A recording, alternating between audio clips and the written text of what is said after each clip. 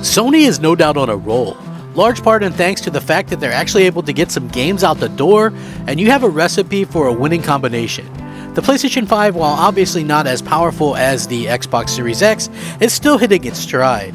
There's plenty of horsepower under the hood. They're doing things like ray tracing, they're doing things with the solid state drive that just hadn't been possible previously on any other hardware. This is a big thing for Microsoft to kind of overcome in the future, but I also think we have to give props to Mark Cerny and Sony along the way. They've done a fantastic job of reaching out and kind of overextending what they've been doing with the PlayStation hardware. While the PS4 was more powerful than the Xbox One, it was still indeed underpowered compared to what was available at the time. So no doubt they wanted to rectify that and come out with a better piece of hardware, which they've done. Absolutely love what they've done with the thinking and the process behind the PlayStation 5. In particular, like I mentioned earlier, the solid state drive, the DualSense controller. These are things that really make you want to upgrade and find out what it's all about. Now, there's a completely new rumor that there is new hardware in the works from Sony, and there's multiple places running with multiple different stories, and I even did a video about this previously, but now there's a little bit new information, and I wanted to get that out to you guys because, hey, you guys love to freak out and hear this stuff. I love talking about it. It's tech, it's speculation, it's rumor, but until we get any kind of confirmation, we'll just all be smart and treat it like that, right? Right. Okay. So, according to this, a new PlayStation 5 model has apparently been registered by Sony, causing some to speculate that maybe the PS5 Pro could be on the way sometime soon. After all, if you think about it, the PlayStation 4 Pro came out only a mere 3 years after the PS4. So, PS4 came out at the end of 2013, and PS4 Pro came out at the end of 2016. That is 3 years. It would mean that next holiday would be the actual 3-year mark for the PS5, and I could see people maybe speculating on that. Do I think that's going to happen? Well, let's get into this a little bit more before I give my 2 cents. According to the new information sourced from Japan, the PlayStation 5 could be getting a sibling console similar to what the PlayStation 4 was to the original, PlayStation 4.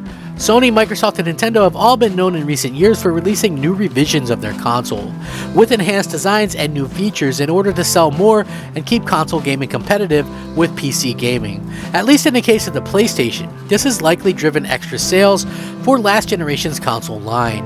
It's even reported that upwards of 1 in 5 PS4 sales are PS4 Pros.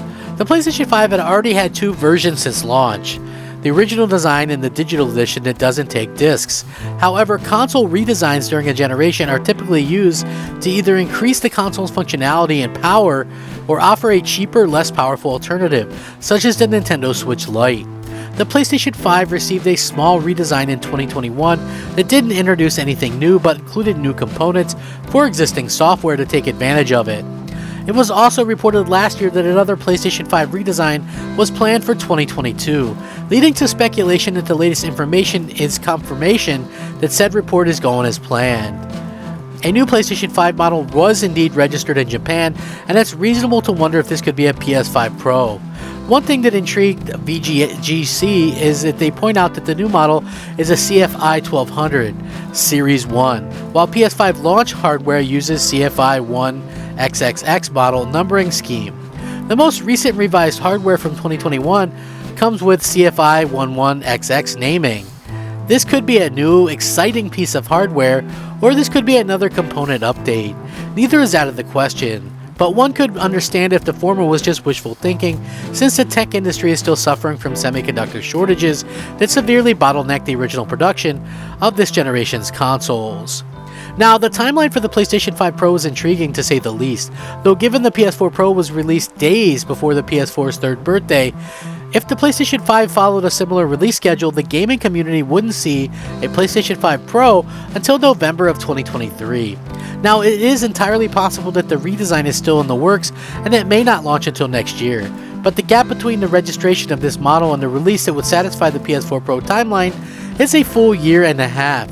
Furthermore, it's only been a year and a half since the initial PS5 launch, and while a PS5 Pro or similar product may be in development at PlayStation, it seems a bit early in the console's life cycle to already have a PS5 Pro registered in Japan.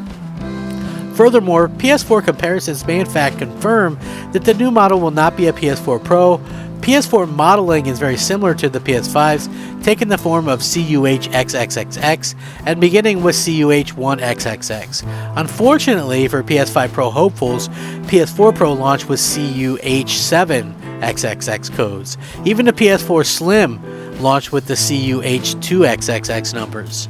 So if PS5 follows similar numbers, it's likely that the PS5 CFI 1200 involves important changes to the internal architecture as opposed to flashy new features or increased power or an updated aesthetic.